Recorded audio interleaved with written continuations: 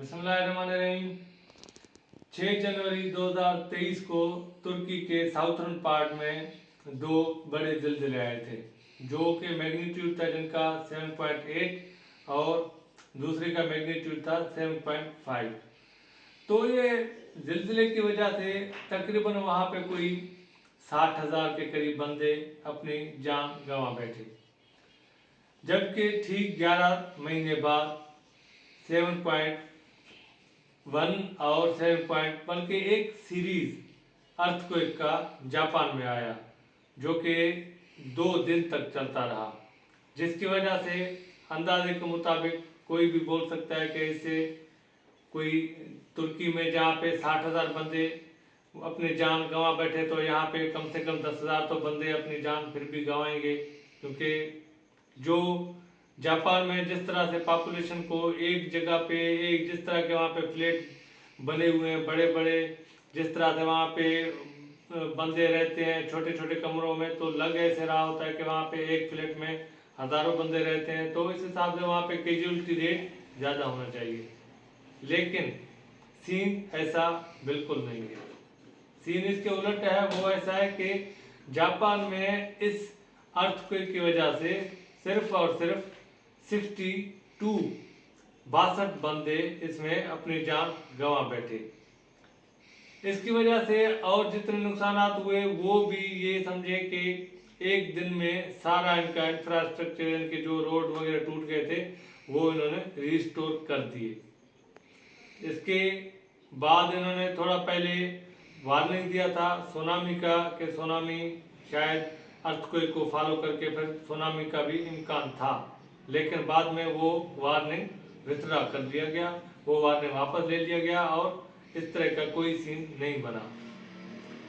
ये ऐसा क्यों है कि जापान में कैजुअलिटी रेट कम है और तुर्की में कैजुअलिटी रेट इसके हजारों गुना ज़्यादा था? तो चलिए ये हम देखते हैं। तो आसान से अगर मैं आपको चीज़ें समझाऊं, तो जापान 2011 में एक बहुत बहुत भयानक एक अर्थक्वेक का सामना कर चुका है, जिसकी वजह से न सिर्फ जानी नुकसान हुआ था, बल्कि न्यूक्लियर, जो को फुकुशिमा न्यूक्लियर डिजास्टर के नाम से मशहूर है, इनके न्यूक्लियर के 3 जो न्यूक्लियर रिएक्टर थे वो डैमेज हो गए थे और इनको सामना करना पड़ा एक बहुत बड़े सुनामी का, जो कि जहाँ पे लहरों की जो हाइट थी वो 40 फुट बताई जा रही थी। तो ये चीज़ें थी वहाँ पे। तो उनसे उन्होंने बहुत कुछ सीखा। उसके बाद फिर इन्होंने अपनी चीज़ को इम्प्रूव किया। हाँ, ये है कि जनवरी में एक और एक्सीडेंट हुआ था जापान में, ये हवाई जहाज़ का भी आपने सुना होगा, जिसमें तकरीबन 360 बंदे या थोड़ा इससे ऊपर बंदे सवार थे, लेकिन उनमें से किसी का भी जानी नुकसान नहीं होता। जहाज़ का हादसा होता है, इसको आग लग जाती है, लेकिन जानी नुकसान इसमें जहाज़ में बैठे जो कि पैसेंजर प्लेन था, किसी का भी नुकसान नहीं होता। तो इसके पीछे भी जापान की जो टेक्नोलॉजी है, जो उसकी तैयारी है, जो उसकी प्रिपेयरनेस है, इसको बताया जा रहा है कि जापान जहाँ पे उसको सालों में, एक साल में हजारों इस तरह के अर्थक्वेक का सामना करना पड़ता है, तो उस हिसाब से वो अपनी तैयारी करके बैठे होते हैं। जापान में अर्थक्वेक और सुनामीज को फेस करने के लिए वहाँ पे लोगों को एक तरह से ये ड्रिल किया जाता है। ड्रिल का मकसद ये होता है कि वो इस चीज़ की ट्रेनिंग लिए होते हैं कि इस तरह के हालात में वो किस तरह से रिस्पॉन्ड करें।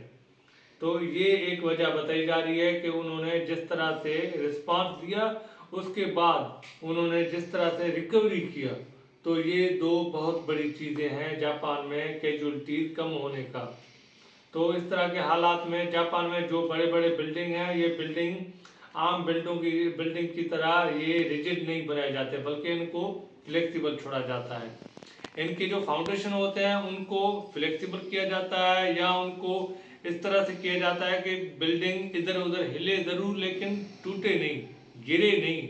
तो ये एक बहुत बड़ी वहाँ के गवर्नमेंट की तरफ से और लोगों की तरफ से कामयाबी है। तो जापान इसीलिए बहुत आगे है हम सबसे, वो बल्कि आप ये समझें कि हमसे कोई 50-60 साल आगे है या इससे भी ज़्यादा। तो ये चीज़ें थी, मैंने सोचा आपसे शेयर कर लूँ। अगर ये वीडियो आपको पसंद आई हो तो लाइक करें, शेयर करें और सब्सक्राइब करें।